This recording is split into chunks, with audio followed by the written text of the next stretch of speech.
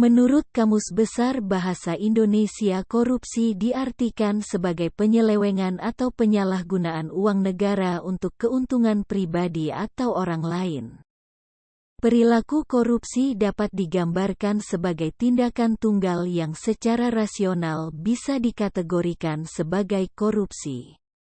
Eben 1989 menggambarkan korupsi sebagai tindakan tunggal dengan asumsi setiap orang merupakan individu egois yang hanya peduli pada kepentingannya sendiri.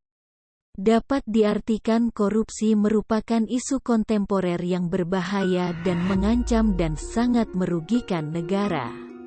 Dampak korupsi di bidang ekonomi: penurunan produktivitas, menurunnya pendapatan negara dari pajak, meningkatkan utang negara, rendahnya kualitas barang dan jasa. Penyebab korupsi: faktor individu, sifat tamak manusia, moral yang kurang kuat menghadapi godaan, penghasilan kurang mencukupi kebutuhan hidup yang wajar, kebutuhan hidup yang mendesak. Faktor lingkungan: kurang adanya teladan dari pemimpin, tidak adanya kultur organisasi yang benar, sistem akuntabilitas di instansi pemerintah kurang memadai, kelemahan sistem pengendalian manajemen. Rekomendasi upaya pencegahan isu atau penyelesaian isu.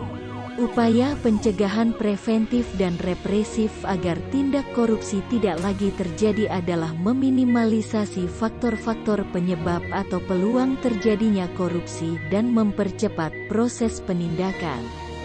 Upaya preventif adalah usaha pencegahan korupsi yang diarahkan untuk meminimalisasi penyebab dan peluang seseorang melakukan tindak korupsi.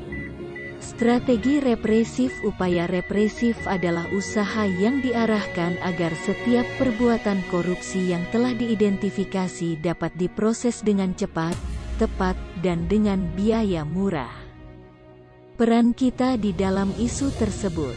Peran masyarakat dalam pemberantasan korupsi di Indonesia secara khusus tertuang dalam Peraturan Pemerintah (PP) Nomor 43 Tahun 2018 tentang tata cara pelaksanaan peran serta masyarakat dan pemberian penghargaan dalam pencegahan dan pemberantasan tindak pidana korupsi.